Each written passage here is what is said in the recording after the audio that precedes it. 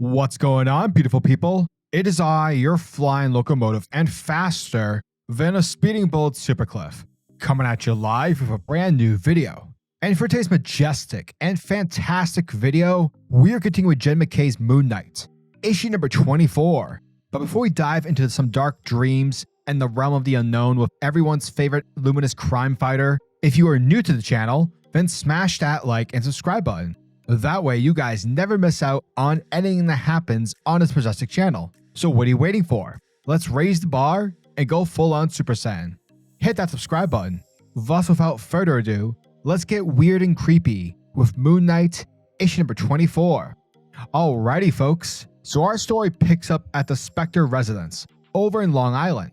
And it's here we see that Mark is having a barbecue with Marlene and their daughter. And right off the bat, everything looks amazing. Mark seems happy because he's together with his wife and daughter. And while the family's waiting around for Frenchie to show up, in the meantime more guests arrive, including Mark's parents and his brother, Randall Spectre. But it's here where things start to get weird because Mark realizes something is off, for he remembers that he's dating Tigra, while also remembering that he never actually married Marlene. And thus, that is when a voice calls out for Moon Knight, which causes the whole illusion to start to crumble. To which Mark begins seeing everyone as decomposing skeletons, and with that the illusion stops. Picking up with Moon Knight waking up in the apartment complex, our hero finds himself surrounded by unconscious bodies. Detective Flint, who's standing outside the building with the NYPD, tries to reach Mark via walkie-talkie, to which Moon Knight explains that Morpheus, aka Robert Markham, an old foe of his, who developed powers that, having the ability to control dreams and make everything feel as though it's a reality, has put the residents of the entire building into sleep, and he even managed to take Moon Knight out during the process. From there, Moon Knight tries to wake one of the residents up, but that's when he finds himself inside the person's dream, clinging onto the roof of a mail truck, ramming through hordes of nocturnal creatures, as the driver makes it clear that neither villain nor monster nor demon will stop the mighty mailman. So basically this man is dreaming about being a mailman superhero because obviously his life sucks and the guy wants to be something more than just a regular mailman.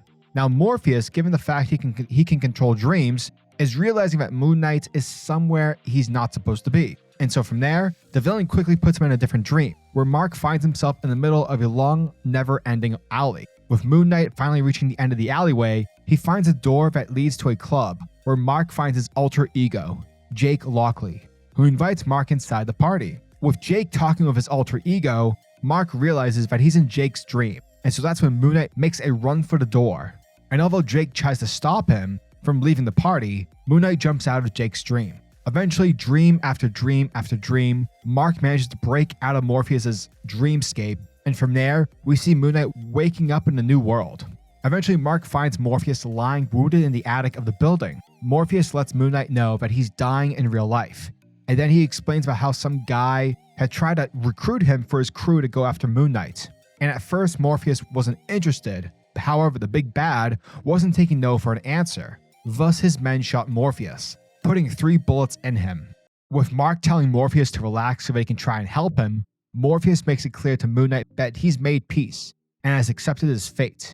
Mark begs the question on why did Morpheus knock out the residents of the building, to which Morpheus explains that ever since he got sick, he was so focused on trying to hurt people because he didn't think life was fair, but by doing so, he never actually helped anyone in the process. And so before eventually succumbing to his death, Morpheus, just once in his entire life, wanted to do something good for someone. He wanted to give people everything they ever wanted, even if it didn't matter. He wanted to give everyone a good dream.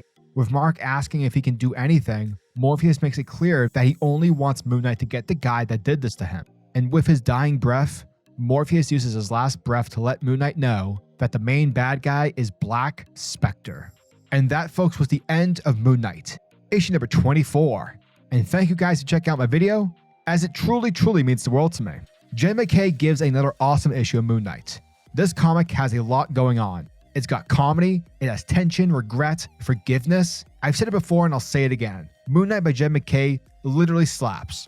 And it's with every issue where I feel worried that the series as a whole is reaching its end. I don't want that to happen because this series is freaking awesome.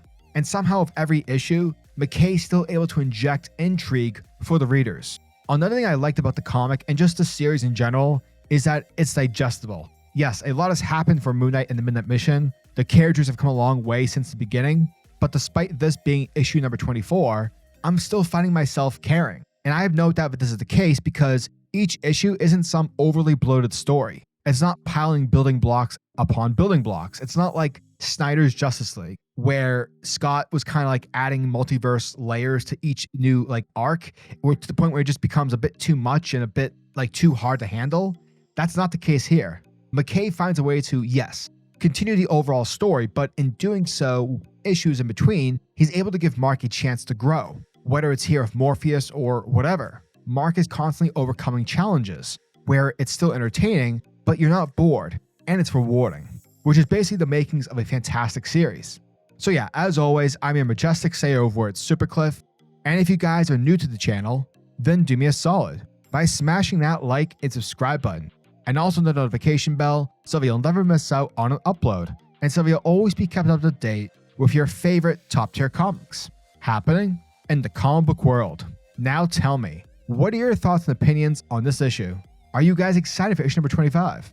Let me know down in the comment section below. And until the next video, peace. Giggity goo.